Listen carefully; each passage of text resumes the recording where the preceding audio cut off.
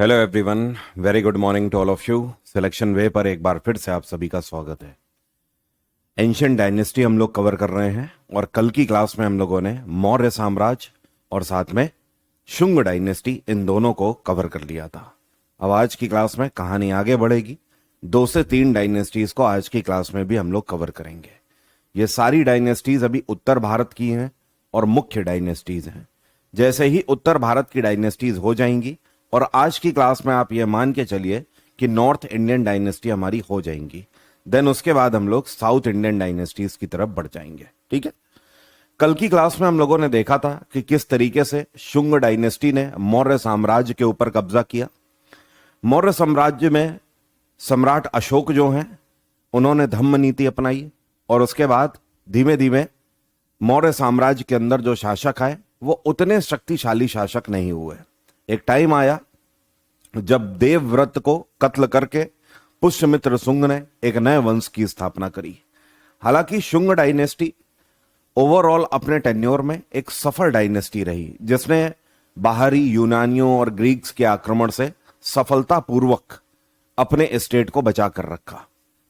Shunga dynasty के बाद जब शुंग डायनेस्टी खत्म होती है तो इनके बाद कन्वा डायनेस्टी आती है। एक है कन्वा डायनेस्टी और दूसरी है छेदी डायनेस्टी। ठीक है, उसी को छेती भी आप बोल सकते हो, छेत वंश भी उसी को बोला जाता है। और ये दोनों ऐसी डायनेस्टीज हैं जो कि बहुत लंबे टाइम पीरियड तक नहीं रही। आप देख सकते हो कन्वा डायनेस्टी 73 बिफोर क्राइस्ट से लेकर 28 बिफोर क्राइस्ट तक करीब करीब रही है। ओवरऑल अगर आप देखोगे तो 50 साल से भी कम ये डायनेस्टी केवल शासन कर पाई है। अब अगर इतने कम टाइम पीरियड तक कोई डायनेस्टी शासन कर रही है तो इसका मतलब यह है कि इतना ज्यादा इंपैक्टफुल नहीं रही होगी। थोड़े समय के लिए आए, इन्होंने शासन किया और यही कारण है कि इनके जो एविडेंसेस हैं वो भी हमें बहुत कम देखने को मिलते हैं। पहली चीज तो इंपॉर्टेंट आपसे यह पूछा जाता है कि कन्वा डायनेस्टी की स्थापना किसके द्वारा करी गई थी। तो कन्वा डायनेस्टी का फाउंडर आप ध्यान रखना, इसका फाउंडर था वासुदेव कन्वा। वासुदेव कन्वा।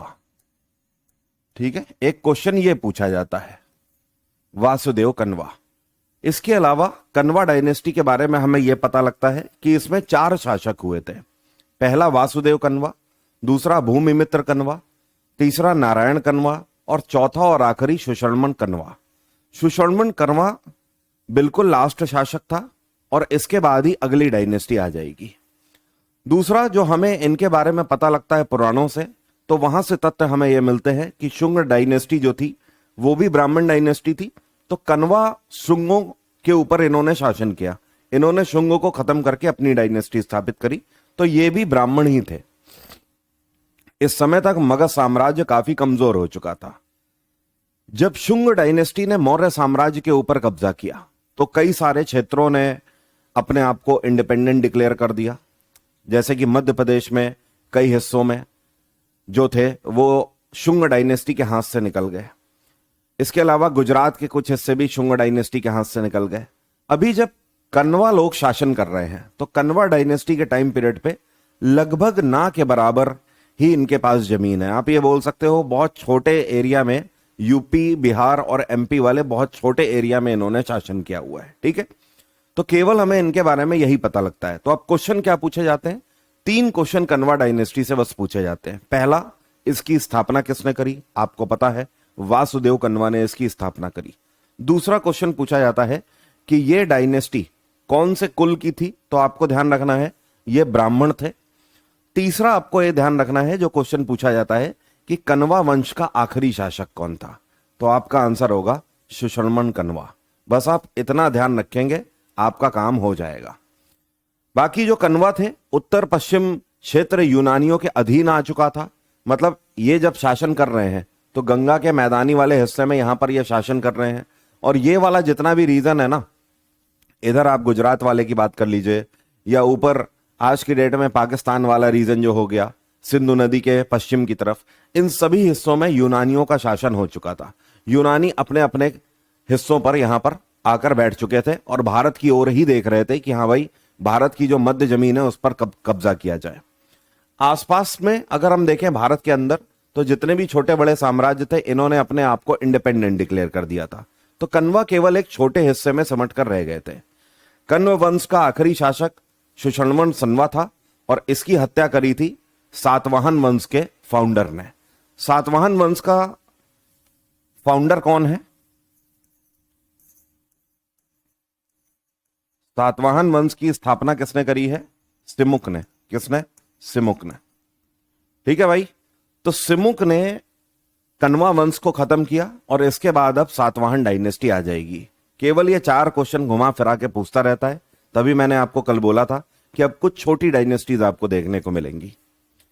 कण्वा के अलावा एक और डायनेस्टी देख लीजिए, ये भी बहुत छोटी डायनेस्टी है। इसके टेन्योर के बारे में बहुत कम एविडेंसेस मिलते हैं। इन्हीं को छेती डायनेस्टी बोलते हैं, इन्हीं को छेदी डायनेस्टी भी बोलते हैं। इनका एक और नाम है, कई जगहों पर इनको छेत वंश के नाम से भी जाना जाता है। किस नाम से? छेत वंश। ठीक है। अब इनके बारे में क्या पता लगता है? हमें ऐसा पता लगता है कि इन्होंने पहली शताब्दी ईसा पूर्व के आसपास कलिंग में शासन किया था, मतलब भारत का यह वाला हिस्सा जिसकी हम लोगों ने कल बात करी थी, जिसमें सम्राट अशोक ने युद्ध किया था 261 ईसा पूर्व में। ठीक है। तो इस वाले एरिया में अब देखिए, ध्यान दीजिएगा, कलिंग पर सम्राट अशोक ने कब्जा कर लिया था, लेकिन फिर अशोक धम्म नीति अपना चुके। अशोक ने बौद्ध धर्म का प्रचार प्रसार किया। अशोक की मृत्यु हुई एक टाइम के बाद। अशोक की मृत्यु के बाद मौर्य साम्राज्य कमजोर पड़ने लगा, तो कलिंग ने भी अपने आप को स्वतंत्र डिक्लेयर कर दिया। इस वजह से कलिंग हाथों से निकल गया और यही कारण है कि आगे चल के आपको देखने को मिल रहा है कि कलिंग में एक नया वंश आ चुका है और इसी वंश को हम लोग क्या बोलते हैं? छेदी वंश बोलते हैं। ठीक है। इसके बारे में जानकारी भुवनेश्वर के पास स्थित जो हाथी गुम्फा के शिलालेख हैं, वहां से हमें इनके बारे में जानकारी मिलती है। ठीक है। तो छेदी डायनेस्टी के बारे में हम कहां से जान रहे हैं? उड़ीसा में ही भुवनेश्वर में एक शिलालेख है, पत्थरों में लिखावट करी गई है, प्राकृत भाषा में, संस्कृत भाषा में। वहीं से हमें छेदी डायनेस्टी के बारे में पता लगता है। यह शिलालेख तीसरे छेती शासक राजा खारवेल के बारे में बताता है और इस शिलालेख से हमें पता लगता है कि छेदी डायनेस्टी का तीसरा जो राजा था वो राजा खारवेल था, क्योंकि खारवेल का नाम इसमें लिखा हुआ है। इस वंश के अन्य नाम छेत, छेतवंश या महामेघवाहन भी इसको कहा जाता है। मतलब कई नामों से इसको जाना जाता है, क्योंकि हाथी गुम्फा के जो शिलालेख हैं वहां पर इस वंश को और भी कई नामों से और भी कई पर्याय इसके लिखे हुए हैं। ठीक है। अब मैं चाहता हूं, जैसे कल आपने देखा था ना कि कल मैंने आपको बताया मगध से लेकर शुंग डायनेस्टी तक सिक्कों में क्या बदलाव आया, वैसे ही मैं चाहता हूं आप भाषा पर भी थोड़ा सा ध्यान रखिए। ठीक है। जिससे कि क्वेश्चन बनाने में आपको आसानी हो। एंशियंट डायनेस्टी लैंग्वेजेस कौन सी डायनेस्टी के टेन्योर में कौन कौन सी भाषाएं ये लोग अपना रहे थे? ठीक है। फर्स्ट ऑफ ऑल आपने देखा मगध अंपायर,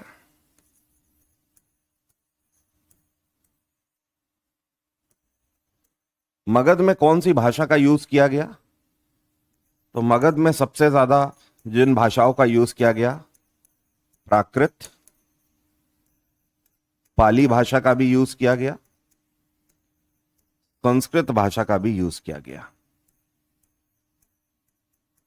ठीक है। और ब्राह्मी भाषा का भी यूज किया गया। ये 4 भाषाएं फ्रीक्वेंटली यूज करी गई हैं, लेकिन इन चारों में सबसे ज्यादा प्राकृत का ही यूज किया गया। ठीक है। मगध के बाद आपने देखा हम आ गए मौर्य साम्राज्य में। मौर्य साम्राज्य, अब इनकी मेन भाषा कौन सी थी? तो मौर्यों की मेन भाषा थी प्राकृत और पाली भाषा। ये इनकी मेन भाषा थी। ठीक है। क्लियर है इतनी बात? इन्होंने संस्कृत को कम यूज किया हुआ है, या बहुत कम ऐसे टेक्स्ट हैं जहां पर संस्कृत का यूज किया गया है। अदरवाइज प्राकृत और पाली का यूज किया है मौर्य साम्राज्य में। मौर्य के बाद आपने देखा शुंग,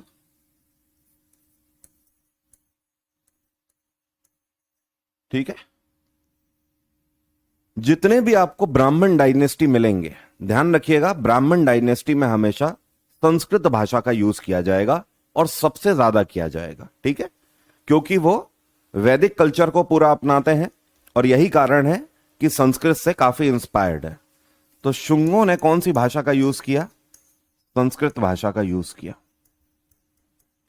इसी तरीके से अगर आपसे पूछा जाए, अब शुंग के बाद आपने देखा कण्वा और छेदी, ठीक है, तो कण्वा डायनेस्टी ये भी एक ब्राह्मण डायनेस्टी है, तो इनकी भी भाषा कौन सी थी? संस्कृत। क्लियर है भाई? क्लियर है इतनी बात सभी को? डन है? ठीक है। अब इसके बाद आपने देखा कौन सी भाषा? इसके बाद आप पढ़ रहे हो छेदी डायनेस्टी।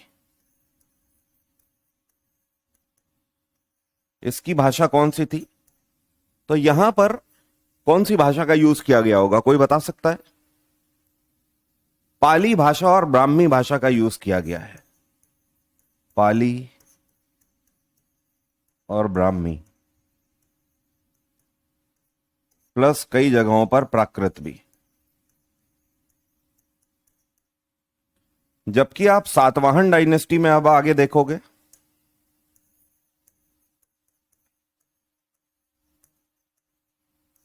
ठीक है, तो इन्होंने प्राकृत भाषा का यूज किया है, साथ में कन्नड़ भाषा का यूज किया है अपने सिक्कों में, और तेलुगु भाषा का भी यूज किया हुआ है। ठीक है, इतनी बात क्लियर है सभी को? इतनी बात भाई सभी को क्लियर है? ध्यान रख लोगे इतना, बहुत आराम से ध्यान रख लोगे। मगध में आप ऐसे भी ध्यान रख सकते हो, देखो आपने जैन धर्म और बौद्ध धर्म पढ़ा था, ठीक है, तो जैन और बौद्ध धर्म में आपको याद होगा कि पाली में भी उपदेश दिए गए हैं, प्राकृत भाषा में जैन धर्म के टेक्स्ट लिखे गए हैं, तो वो पूरा जैन और बौद्ध धर्म का ही टाइम चल रहा था मगध एम्पायर में। इस वजह से प्राकृत और पाली मेन भाषा थी, संस्कृत का भी यूज किया गया है और ब्राह्मी का भी। जबकि मौर्य साम्राज्य में हमें मेनली प्राकृत और पाली भाषा का यूज देखने को मिलता है। फिर शुंग और कण्वा डायनेस्टी में हमें मेनली संस्कृत भाषा का यूज देखने को मिलता है। छेदी डायनेस्टी में जिन्होंने कलिंग वाले रीजन पर शासन किया है, पाली, ब्राह्मी और प्राकृत का यूज मिलता है। जबकि सातवाहन डायनेस्टी की मेन भाषा प्राकृत थी, लेकिन इन्होंने अपने सिक्कों में कुछ जगहों पर कन्नड़ भाषा और तेलुगु भाषा का भी यूज किया हुआ है। ठीक है भाई? ठीक है भाई, क्लियर है इतनी बात? ओके। एक इंपॉर्टेंट बात ध्यान रखोगे, क्वेश्चन ये पूछा जाता है कि जो छेदी डायनेस्टी थी, इसके शासकों ने कौन से धर्म को अपनाया था? तो देखो, इसके शासकों के बारे में तो हमें पता नहीं लगता है, हमें केवल इनके जो शिलालेख हैं, जो हाथी गुम्फा का शिलालेख है, उससे केवल एक ही राजा का जिक्र मिल रहा है, और वो है राजा खारवेल। तो राजा खारवेल ने अपने बारे में ये लिखवाया है कि उसने जैन धर्म को अपनाया था। ठीक है, वो जैन धर्म का अनुयायी था। इस वजह से हम यह अंदाजा लगा सकते हैं कि भले ही राजा खारवेल से पहले नहीं, तो राजा खारवेल के बाद के जितने शासक होंगे उन सभी ने जैन धर्म को माना होगा। या अगर हम कह रहे हैं कि खारवेल से पहले या बाद के हमें कोई अवशेष नहीं मिलते हैं, फिर भी हमारे पास इसके मानने के अलावा कोई चारा ही नहीं है कि छेदी डायनेस्टी जैन धर्म के अनुयायी थे। ठीक है, क्लियर है इतनी बात? नाउ हूण पर हम लोग बाद में आएंगे, क्योंकि सातवाहनों ने कब्जा किया है कण्वाओं के ऊपर। ठीक है, कण्वा वंश के आखिरी शासक सुषर्मन कण्वा को सातवाहन डायनेस्टी के फाउंडर सिमुक ने हत्या करके स्थापना करी है। इस वजह से पहले सातवाहन डायनेस्टी को कवर कर लेते हैं। ठीक है, अब यहां पर देखिए, अभी आपको क्या पता लगा? कण्वा डायनेस्टी का आखिरी शासक सुषर्मन कण्वा है, उसको मारा किसने? सिमुक ने। एंड सिमुक कौन है? He is the founder of Satavahana dynasty, Simuka.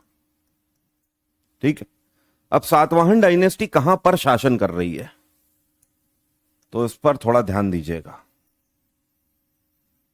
आज की डेट में दक्षिणी एमपी, इधर हल्का गुजरात का टच लेते हुए, हल्का महाराष्ट्र का टच लेते हुए, आंध्र प्रदेश वाला टच लेते हुए, और इस तरीके से ये आपकी सातवाहन डायनेस्टी यहां पर शासन करती थी। ठीक है, सातवाहनों ने यहां पर शासन किया हुआ है। ठीक है, फाउंडर कौन है सातवाहन डायनेस्टी का? आपको पता ही है, सिमुक, जिसने स्थापना करी है सातवाहन वंश की। इन्होंने कब से कब तक शासन किया है? तो आप ये मान के चलिए कि इन्होंने जो टेन्योर है ये इन्होंने थर्ड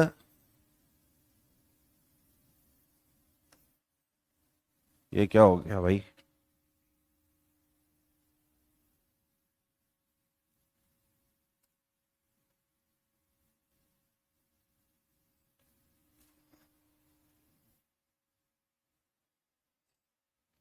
सर क्या सिर्फ दो ही धर्म थे? मनु का पूछना है सर क्या दो ही धर्म थे, जैन और बौद्ध? इनका पूछना है। जैन धर्म, बौद्ध धर्म, ठीक है, और साथ में सनातन धर्म। सनातन धर्म मींस जहां पर वैदिक कल्चर को एडॉप्ट किया जा रहा है, ठीक है, वैदिक रिचुअल्स को परफॉर्म किया जा रहा है। क्लियर हो रही है बात? शिव को माना जा रहा है, प्रकृति को माना जा रहा है, ये सब सनातन ही है। तो हमारे देश में अभी तक तीन धर्म ही चल रहे हैं। क्लियर है इतनी बात सभी को? क्योंकि अभी इस्लाम तो आया नहीं है, इस्लाम बहुत बाद में आएगा जाकर, ठीक है, 7वीं शताब्दी की शुरुआत में आएगा इस्लाम। ठीक है भाई, इतनी बात क्लियर है? यार एक सेकेंड, ये अभी हुआ क्या था?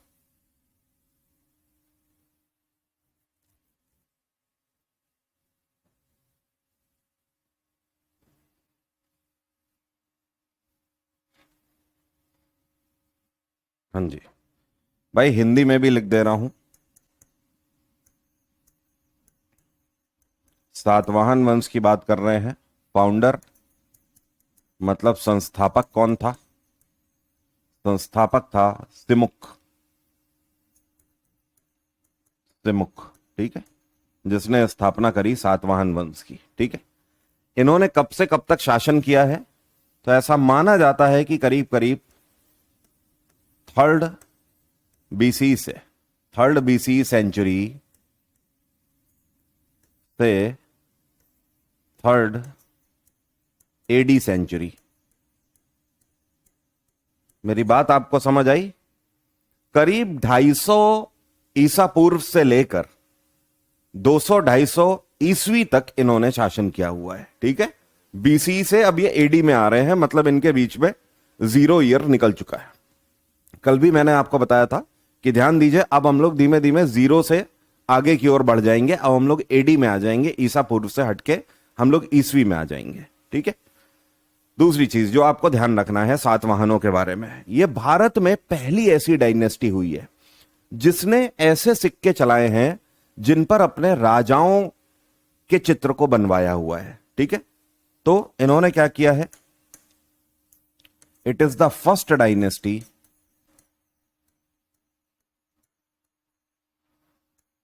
who printed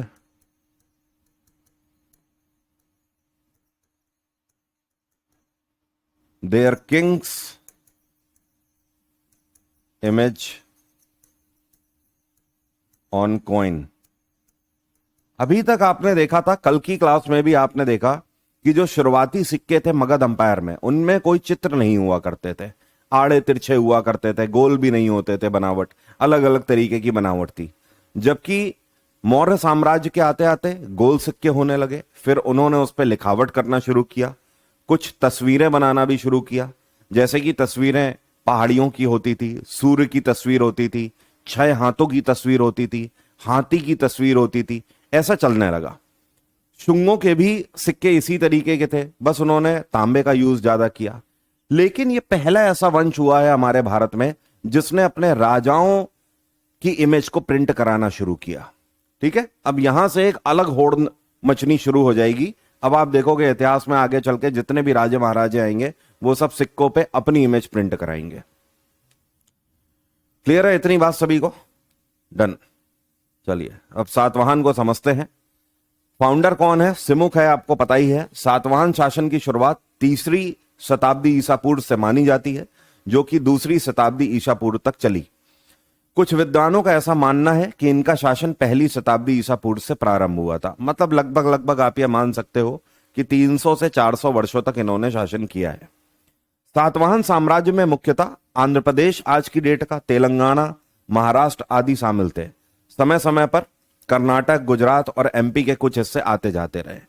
प्लस अब इनके बारे में हमसे यह पूछता है कि इन्होंने अपनी कैपिटल किस जगह को बनाया था। तो इन्होंने 2 जगह को अपनी कैपिटल बनाया, यह भी आप इंपॉर्टेंटली ध्यान रखेंगे। इनकी कैपिटल कौन कौन सी जगह पर थी?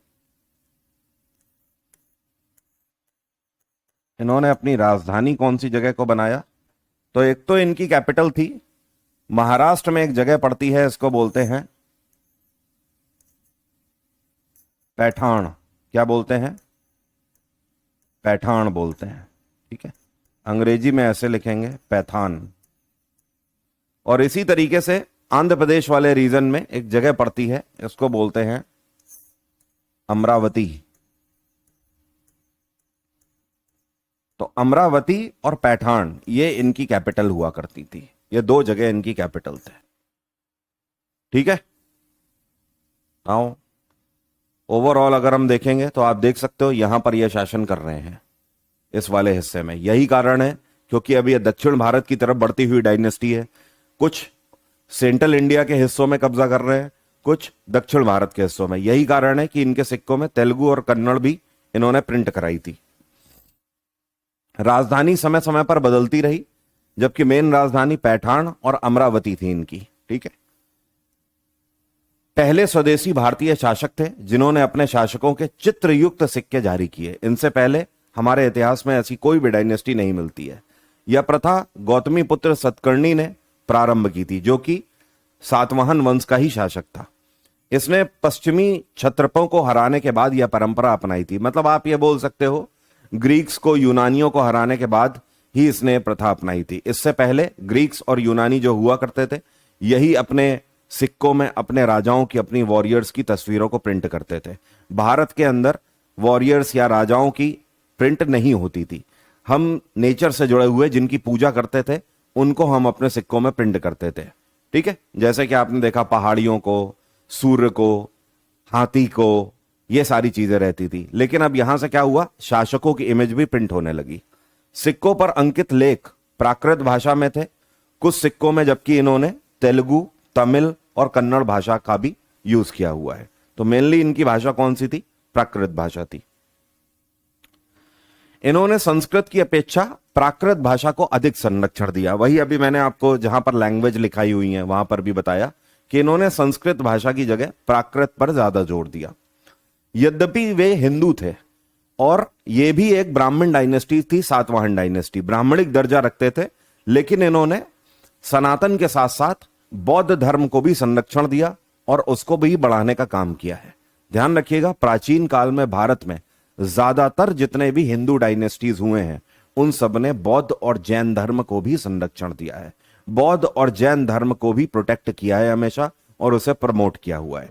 फिर चाहे आप मौर्य साम्राज्य देख लो, चाहे आप कन्वा देख लो, चाहे छेदी डायनेस्टी देख लो, सातवाहन देख लो, या बीच में आई शुंग डायनेस्टी देख लो, सबने कहीं ना कहीं बौद्ध और जैन धर्म को अपनाया भी है और प्रमोट भी किया है। इन्होंने विदेशी आक्रमणकारियों से अपने क्षेत्रों की रक्षा करी और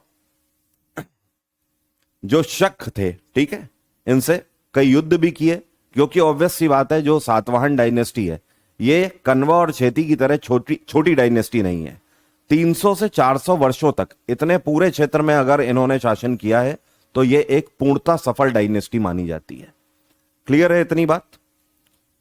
प्लस अब इन्होंने सिक्के अपने कौन से धातु में चलाए थे? तो इन्होंने ज्यादातर सिक्के अपने तांबे के चलाए थे, ठीक है। अब एक डायनेस्टी और देख लीजिए बीच में,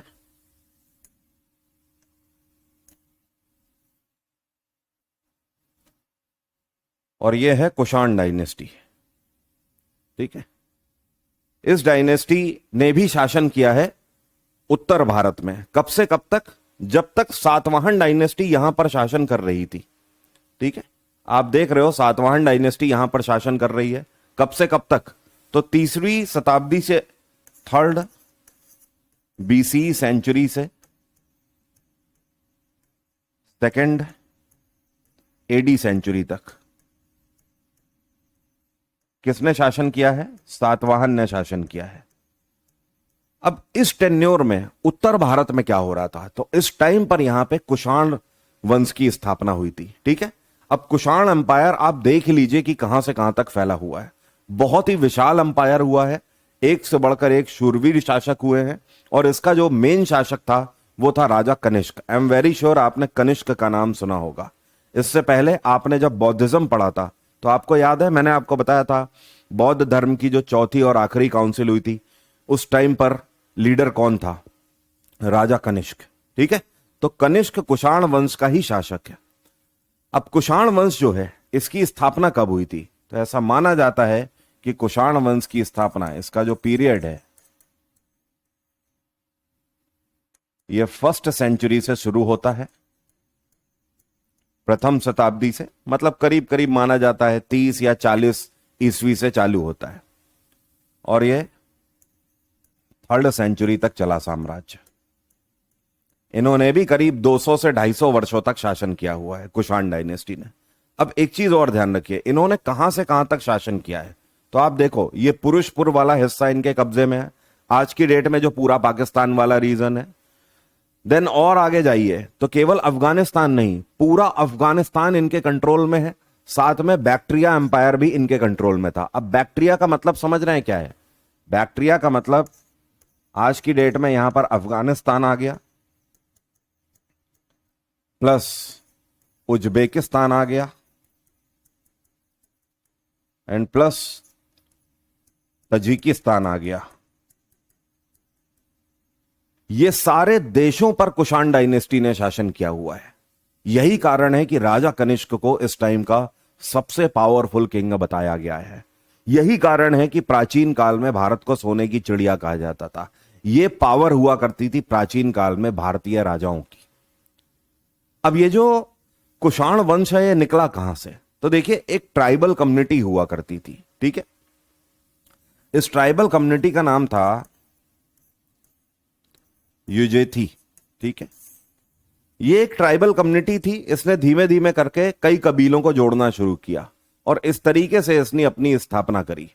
उत्तर भारत तक भी फैला। उत्तर भारत में गंगा का जो मैदानी इलाका है, वाराणसी है, पाटलिपुत्र तक कब्जा किया, और मोस्ट इंपॉर्टेंट इस टाइम पर मथुरा था। तो मथुरा वाले पूरे रीजन पर इन्होंने अपना कंट्रोल रखा। तो उत्तर भारत में आप देखोगे सिर्फ और सिर्फ कुषाणों का ही शासन है। इवन जिसको आज की डेट में हम लोग कश्मीर बोलते हैं, उस टाइम पर यह कुंडल वन कहलाता था। तो कुंडल वन में ही इनका शासन मेनली हुआ करता था। इन्होंने कुंडल वन से ही अपना शासन शुरू किया था, कश्मीर से। उसके बाद ये नीचे उत्तर भारत में गंगा के मैदानी हिस्से में फैलते आए। प्लस आप देखोगे सिंधु नदी के किनारे किनारे पर इन्होंने पूरा फैलाव किया। उसके बाद ये पश्चिम की तरफ बैक्ट्रिया एम्पायर तक इन्होंने अपना शासन किया है। इतनी बात सभी को क्लियर है? इनके मेन शासक कौन कौन हुए? तो ध्यान रखना है, कुषाण वंश की स्थापना कजुला कटफिसस ने करी हुई है। किसने? इसका फाउंडर कौन है? कजुला कटफिसस, जिसने 30 से लेकर 80 तक शासन किया है। अब देखो एडी वाला सिस्टम स्टार्ट हो चुका है। अब घटते हुए क्रम में आपको नहीं मिलेगा पीरियड, अब बढ़ते हुए क्रम में मिलेगा। He is the founder of Kushan dynasty who united the Yuezhi tribe and conquered the Kabul valley. यह एक ऐसा शासक हुआ जिसने शुरुआत कुंडल वन से करी और अफगानिस्तान वाले रीजन तक कब्जा किया। इसके बाद विमा ताक्तू आया, विमा ताक्तू के बाद विमा कटफसिस आया। इन दोनों ने भी कुषाण डायनेस्टी का फैलाव किया, प्रचार प्रसार किया और आगे इस डायनेस्टी को बढ़ाया। लेकिन यहां पर यूटर्न तब आता है जब इनका चौथा शासक आता है राजा कनिष्क। राजा कनिष्क जो है यह सबसे ज्यादा फेमस और पावरफुल इस पूरी शताब्दी का शासक रहा है। इवन पूरे अगर कुषाण डायनेस्टी की बात करें तो उसमें भी सबसे ज्यादा सफल राजा माना जाता है राजा कनिष्क। इसका शासन 127 से लेकर 150 ईस्वी तक रहा हुआ है। करीब आप देख सकते हो इसने शासन किया हुआ है 23 वर्षों तक। The most powerful Kushan ruler known for his military conquest. इसके ही टाइम पीरियड पे, राजा कनिष्क के ही टाइम पीरियड में उत्तर भारत में मथुरा से लेकर वाराणसी तक पूरी जगह पर कुषाणों ने शासन किया है। राजा कनिष्क को ही श्रेय जाता है कि इसने इस टाइम की सबसे बड़ी आर्मी बनाई थी और ऊपर उज्बेकिस्तान और तजिकिस्तान तक भी इसने शासन किया। पूरे बैक्ट्रियन अंपायर को इसने जीता। पैटर्नेज ऑफ महायान बुद्धिज्म, ध्यान रखिएगा, अभी अभी बात हुई थी कि जो बौद्ध धर्म की चौथी और आखिरी काउंसिल हुई थी जिसमें बौद्ध धर्म 3 हिस्सों में बढ़ गया था, महायान, हिनायान और वज्रयान, आपने पढ़ा हुआ है, ठीक है। तो उस टाइम पर राजा कनिष्क ही था। राजा कनिष्क ने किसको माना था? इसने महायान को माना था। महायान जिसमें जो बुद्ध हैं उनकी मूर्ति पूजा का कल्चर है। साथ में संस्कृत भाषा को ये लोग जानने वाले थे, इस वजह से ध्यान रखिएगा महायान जो थे वो संस्कृत भाषा के अनुयायी हुआ करते थे, संस्कृत भाषा की समझ रखते थे। जबकि जो हिनायान थे वो कौन सी भाषा की समझ रखते थे, जरा मुझे कमेंट बॉक्स में बताइए। पाली भाषा की, ठीक है। इसके अलावा राजा कनिष्क को एक और क्रेडिट जाता है। आज की डेट में जो भारत का हिंदू कैलेंडर है, जिसको हम लोग बोलते हैं शक संवत,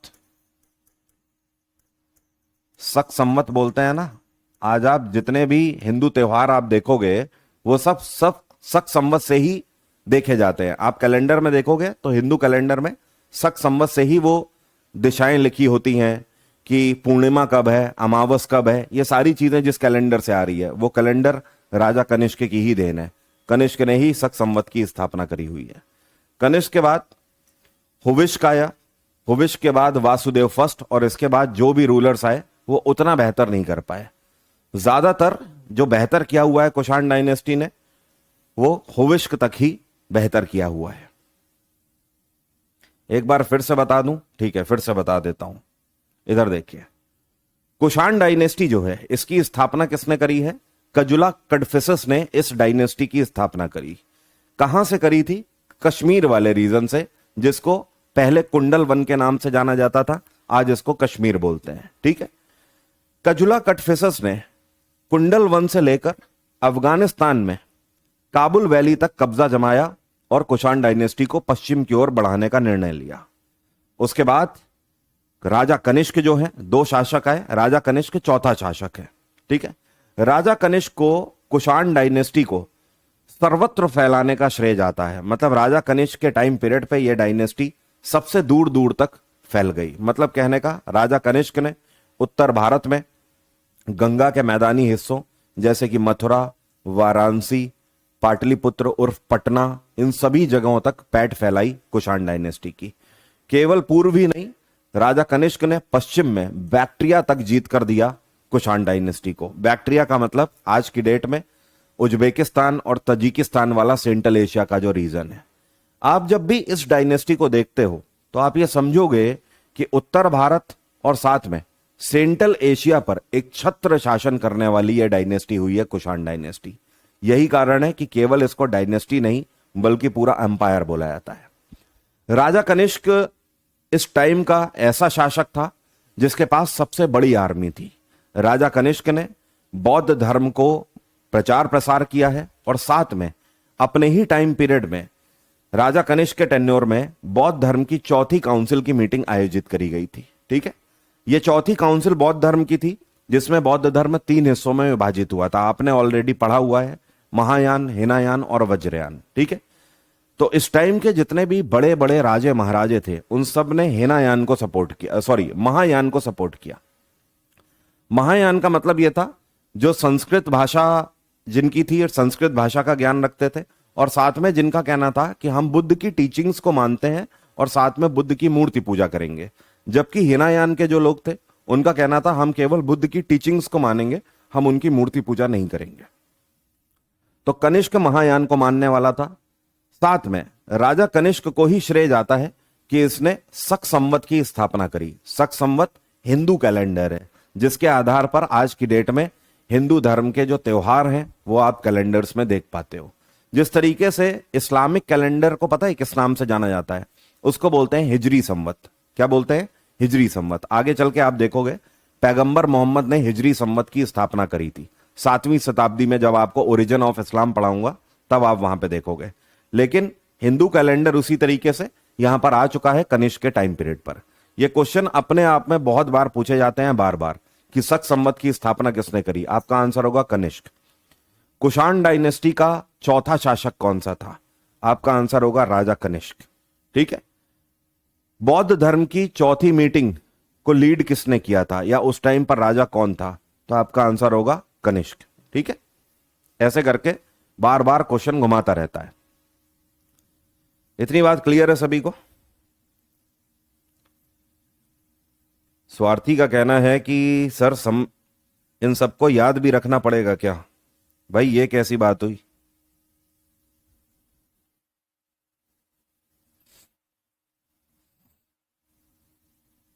ये कैसी बात हुई कि याद रखना पड़ेगा? याद तो रखना ही पड़ेगा। उससे तो नहीं पूछोगे तुम्हारा नंबर याद रखना पड़ेगा क्या? वो तो याद रख लोगे। उसका बर्थडे भी याद रह जाता है। ऐसा मत करो भाई।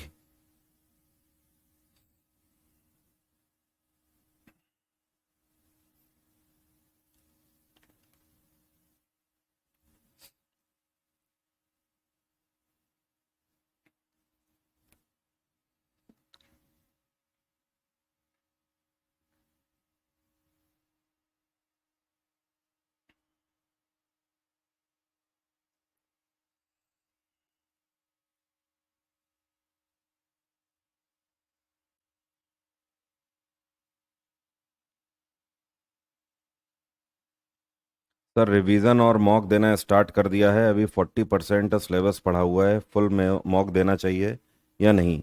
मैंने पहले भी बोला हुआ है 50 to 60% जब आपका सिलेबस हो जाएगा उसके बाद फुल लेंथ मॉक देना शुरू करिएगा। उससे पहले आप टॉपिक वाइज मॉक दे सकते हो अगर आपको देना है तो। वैसे मेरा कहना है कि अभी आप मॉक की तरफ ना ही जाएं तो अच्छा होगा। अभी आप केवल 50 से 60% सिलेबस पहले पूरा करिए, देन आप मॉक पे जाइएगा पूरी तैयारी के साथ।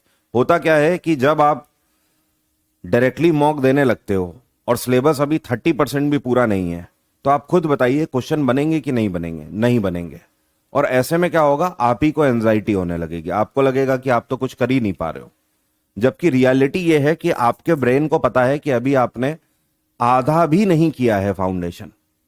तभी हम यह हमेशा बोलते हैं, आप टॉपर्स मीट में भी देखिएगा, हम लोगों ने टॉपर से बात करी हुई है इस बार, तो हर एक टॉपर भी बोल रहा है कि हमने मॉक लगाना शुरू किया है जब 60% 70% पूरा हो गया है। इवन मैं तो फिर भी कह रहा हूं चलो आधा हो जाए तब देना, लेकिन अभी आधा भी फाउंडेशन नहीं है और अगर आप मॉक देने जा रहे हो तो फिर यह सही नहीं है। आप अभी मॉक ना दीजिए, वही बेहतर है।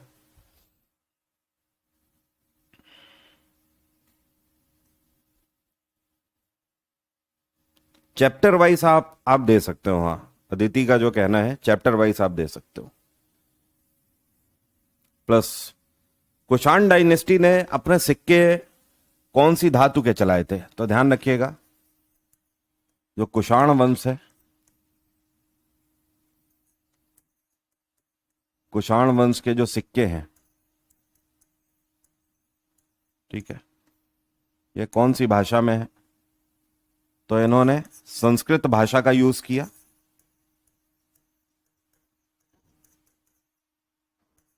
कौन सी धातु का यूज किया? तो इन्होंने गोल्ड का यूज किया। इनके सिक्कों में हमें इन्फ्लुएंस देखने को मिलता है, किसका किसका?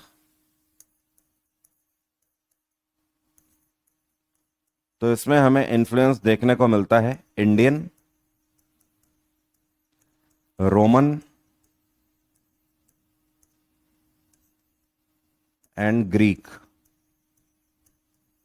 ठीक है, उसका कारण है कि आप देख रहे हो कि इन्होंने बैक्टीरिया तक शासन किया हुआ है। तो सेंट्रल एशिया रीजन में भी जो भाषाएं बोली जा रही हैं, प्लस ग्रीक वाला भी अब उधर टच आने लगा है क्योंकि ये उधर तक पहुंच चुके हैं। यही कारण है कि इनके सिक्कों में इंडियन के साथ साथ रोमन और ग्रीक टच भी देखने को मिलता है। लेकिन हाँ, इन्होंने सबसे ज्यादा संस्कृत भाषा का ही यूज किया हुआ है। और ध्यान रखिएगा, गोल्ड कॉइन थे इनके, इन्होंने सोने के सिक्के चलाए थे। यह बहुत इंपॉर्टेंट है, जो कि पूछा जाता है। ठीक है। अमृतु राज का कहना है कि सर समझ नहीं आ रहा है। भाई क्या नहीं आ रहा है, प्लीज एक बार बताइए। मैं तो बहुत आराम आराम से चल रहा हूं इसीलिए। सर टॉपिक वाइज दे रही हूं, 50 में से 38 आ रहे हैं। शिखा आपका तो काफी बैच कंप्लीट हो चुका है जितना मैं समझ पा रहा हूं। और अगर आप टॉपिक वाइज दे रहे हैं और उसमें 50 में से 38 आ रहे हैं तो ट्रस्ट मी, आपकी तैयारी अच्छी जा रही है। और जिस तरीके से आप क्लास में भी जवाब देते हो उससे मुझे समझ आ जाता है। ध्यान रखिए, हर एक स्टूडेंट को अपने ऊपर मेहनत करनी होगी। आप अगर केवल सोचेंगे तो सोचने से बात नहीं बनेगी। अगर आप ये सोचें कि सिर्फ क्लास मैंने कवर कर ली है और उसके बाद ही अपने आप मॉक में बनने लगेंगे क्वेश्चन, नहीं, क्लास तो हर कोई कर रहा है। ऐसा अगर होने लगे तो हर क्लास करने वाले का ही सिलेक्शन होने लगे, लेकिन सिलेक्शन के लिए आपको सेल्फ स्टडी करनी होगी। जब क्लास हो जाए उसके बाद आपको हर 2-3 दिन में रिवाइज करना है। जीएस में बेस्ट थेरेपी है। जीएस में आप कभी ये नहीं बोल सकते कि नहीं आज तो मैं इतने 10 पेजेस लर्न करके ही उठूंगा, याद करके उठूंगा, नहीं। जीएस में आपको सिर्फ पढ़ना है। आप बार बार उसे पढ़ेंगे, अपने आप ही याद होने लगेगा। बहुत ज्यादा आपको जोर नहीं देना है।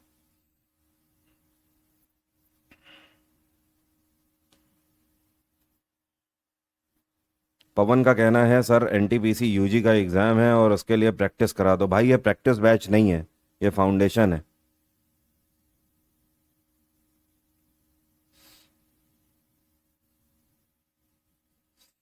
Hello sir, I am in your previous class. You said that you are taking economic classes also, but on the application your sector only history classes are there. वो क्या था बेटा कि जो इकोनॉमिक क्लास थी वो दूसरे बैचेस की चल रही थी, वो खत्म हो गई हैं। आपको ऐसा लगा होगा कि इकोनॉमिक्स भी चल रही है, आपकी नहीं चल रही है, आपकी इकोनॉमिक्स होगी। वो शुरुआत के स्टार्टिंग वाले जो बैचेस थे उनकी इकोनॉमी हुई है। आज की क्लास थोड़ी छोटी ही रख रहे हैं, कल की क्लास में थोड़ा आगे बढ़ जाएंगे। आज की क्लास में लग रहा है ज़्यादा ही हो गई है डोज, इसीलिए मैं आराम आराम से आपको करा रहा हूं। 2-2, 3-3 डायनेस्टी ही मैक्सिमम करा रहा हूं एक क्लास में। सर मैं 27 में एग्ज़ाम दूंगी, क्या ये बैच सही है? 100%, बिल्कुल टेंशन फ्री रही है।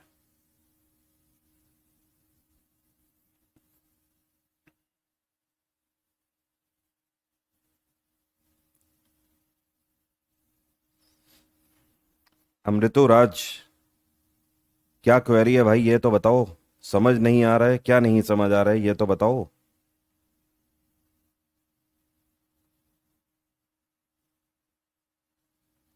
अच्छा, आपका ही एक क्वेरी थी, 27 को एग्जाम दूंगी, क्या ये सही है? सही है, आराम से ही कवर हो जाएगा। अभी 2026 चल रहा है, आपको 27 में एग्जाम देना है। आपका 3 महीने में बैच कंप्लीट हो जाएगा, उसके बाद सिर्फ आपको मॉक ही देने हैं। प्रतीक सिंह, मेरा नाम ले लो सर। ले लिया भाई। आज की बात यहीं तक रखते हैं, कल की क्लास में इसके आगे बढ़ेंगे और आप गुप्ता डायनेस्टी पढ़ेंगे, ठीक है? आज की छोटी रख रहे हैं, ज्यादा डोज ना हो जाए। तो आज आपने छोटी छोटी डायनेस्टीज में कौन सी देख ली? कन्वा डायनेस्टी, जिसमें आपको बहुत ज्यादा चीज नहीं, 3 से 4 क्वेश्चन पूछे जाते हैं, वो आपको याद रखने हैं। दूसरा आपने छेदी डायनेस्टी देखी, वहां पर भी 3 क्वेश्चन फ्रीक्वेंटली पूछे जाते हैं। कन्वा और छेदी के बाद देन आपने सातवाहन डायनेस्टी पढ़ ली, वहां पर करीब 8 से 10 तरीके के क्वेश्चन बनते हैं, जैसे कि सातवाहन डायनेस्टी का फाउंडर कौन है, कहां कहां पर शासन किया, कैपिटल अमरावती थी और पैथान थी, ठीक है, प्लस उनके सिक्के किस तरीके के थे। पहले ऐसी डायनेस्टी हुई सातवाहन डायनेस्टी जिन्होंने अपने सिक्कों पर राजाओं की इमेज को प्रिंट कराया, ठीक है। उसके बाद आपने कुषाण डायनेस्टी को समझा, तो इसकी स्थापना किसने करी है? कजुला कटफिसस ने करी हुई है, जिसने अफगानिस्तान तक कब्जा किया। कुषाण डायनेस्टी जो है, इनकी शुरुआत कुंडल वन से हुई थी, मतलब कश्मीर से हुई, फिर ये धीमे धीमे पूरे उत्तर भारत में फैल गए। इन्होंने इन्होंने 1st सेंचुरी से लेकर 3rd सेंचुरी तक शासन किया है। मोस्ट इंपॉर्टेंट इनका जो राजा था वो था राजा कनिष्क, जो कि चौथा शासक था, जिसने सख्त संवत की स्थापना करी। राजा कनिष्क ने ही इस टाइम पर चौथी जो बुद्धिस्ट काउंसिल थी उसको लीड किया। राजा कनिष्क जो है, इसको ही श्रेय जाता है कि इसने कुषाण डायनेस्टी को सबसे दूर तक फैलाया और सबसे ज्यादा मिलिट्री रखने वाला, सबसे बड़ी आर्मी रखने वाला शासक यही था। इवन जो कुषाण थे, इनके सिक्के कौन सी धातु के थे? तो इन्होंने सोने के सिक्के चलाए हैं। इंपॉर्टेंट इस वजह से है क्योंकि आप देखोगे इससे पहले कि अब जो जितनी डायनेस्टीज थी, चाहे शुंग डायनेस्टी हो और चाहे आपकी कन्वा हो, छेदी हो, ये सब तांबे के सिक्के चला रहे हैं। तो अब ये बीच में एक ऐसी डायनेस्टी आ गई है जो कि सोने के सिक्के चला रही है, इस वजह से इसके सिक्के बहुत पूछे जाते हैं। भाषा इनकी कौन सी थी? संस्कृत भाषा थी। इनके सिक्कों में भारत के साथ साथ रोमन और ग्रीक इन्फ्लुएंस भी देखने को मिलता है। कुषाण डायनेस्टी का मैं आपको सिक्का दिखा देता हूं, ठीक है, यहां पर मैंने हिंदी में भी दे दिया है, तो इसको देख लीजिएगा, पीडीएफ में आपको मिल जाएगा। कुषाण डायनेस्टी के कुछ इस तरीके के सिक्के हैं। अब देखिए, ये जो सोने के सिक्के इन्होंने चलाए थे, अब इस सिक्के को जब आप प्रॉपरली देखेंगे तो आप इसमें देखिए एक वॉरियर बना हुआ है, आपको दिख रहा है? दिखाता हूं, ये देखिए नाक है, ये बियर्ड है, ये इतनी लंबी दाढ़ी, सर पे आप देख रहे हो वॉरियर वाला मुकुट है, ठीक है, इस तरीके से ये इसका हाथ है। अब आ रहा है समझ? ये देखिए ये इसकी पोशाक है वॉरियर वाली, ठीक है, ये देखिए तलवार इसके कमर पे लगी हुई है, ये इसका हाथ है, इसने हाथ में भी कुछ उठा रखा है फरसे जैसा, ठीक है, क्लियर है? ये लंबा सा कैवलार है जो कि पीछे हुआ करता था, इधर ये पैर में भी पोशाक है वॉरियर वाली।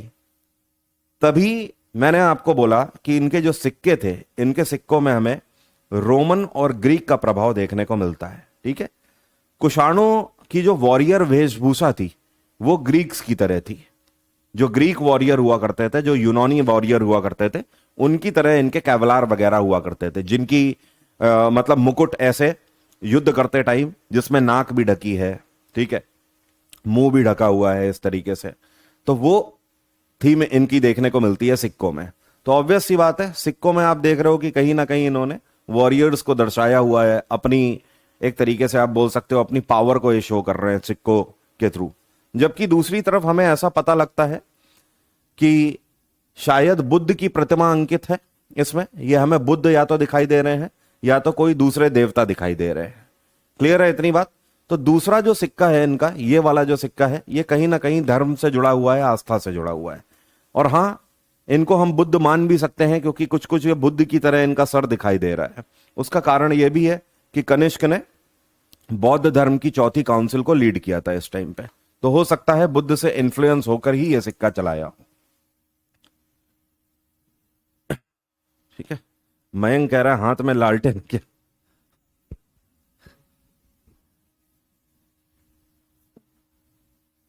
ठीक है, आज की बात यहीं तक रखते हैं, कल की क्लास में मुलाकात होगी। कल की क्लास में हम लोग गुप्ता डायनेस्टी कवर करेंगे, बड़ी डायनेस्टी हो थोड़ी, ठीक है। Thank you everyone, bye, take care, have a nice day, आपका दिन मंगलमय हो। जय हिंद, जय भारत। और मंडे से आपकी अगर दूसरी क्लास नहीं चालू होती है तो मैं मंडे से हिस्ट्री की 2 क्लासेस लेने लगूंगा एक एक दिन में, ताकि हिस्ट्री आपकी फिर जल्दी से थोड़ा स्पीड से आगे बढ़े। तो आप ये मान के चलिए कि अगर मंडे से मैं 2 क्लासेस हिस्ट्री की एक दिन में लेने लगा तो नेक्स्ट वीक ही आप मिडवेल में भी, अर्लियर मिडवेल भी कवर कर लेंगे, ठीक है। आप ये मान के चलिए आप पहुंच जाएंगे दिल्ली सल्तनत तक नेक्स्ट वीक में। मोस्ट प्रोबेबली होने ही लगेगी, मैं मंडे से 2 क्लास लूंगा, कल बस 1 क्लास होगी, उसके बाद मंडे से 2 लूंगा। सर गुप्त काल को स्वर्ण काल भी कहते हैं? जी हाँ, बिल्कुल कहते हैं। उसका कारण यह है, जब भी हम प्राचीन कालीन वंश को पढ़ते हैं तो वहां पर गुप्ता डायनेस्टी एक ऐसी डायनेस्टी है जिसके कार्यकाल में सबसे ज्यादा सोने का यूज हुआ। गुप्ता डायनेस्टी के अंदर सोने के सिक्के थ्रू आउट चलाए गए। गुप्ता डायनेस्टी के जितने भी शासक हुए, चाहे समुद्रगुप्त से लेकर श्रीगुप्त कोई भी हो, उन सभी ने सोने का भरपूर यूज किया है। इस डायनेस्टी के टाइम पीरियड में जो महल हुआ करते थे, महलों की दीवारों पर सोने के पत्र चढ़ाए जाते थे, सोने के बर्तनों पर वो खाना खाते थे, उनके तलवारों के जो हैंडल होते थे वो भी सोने के होते थे, उनका मुकुट भी सोने का होता था, उनके लेटने के जो पलंग होते थे वो भी सोने के होते थे। यही कारण है कि गुप्त डायनेस्टी जो है उसके टाइम पीरियड को गोल्डन एरा कहा जाता है, ठीक है, स्वर्णिम युग कहा जाता है या स्वर्ण काल भी कहा जाता है, क्योंकि इन्होंने सबसे ज्यादा गोल्ड का यूज किया है। कल आप पढ़ोगे उनके बारे में, ठीक है। चलिए, thank you everyone, take care, ध्यान रखिए अपना।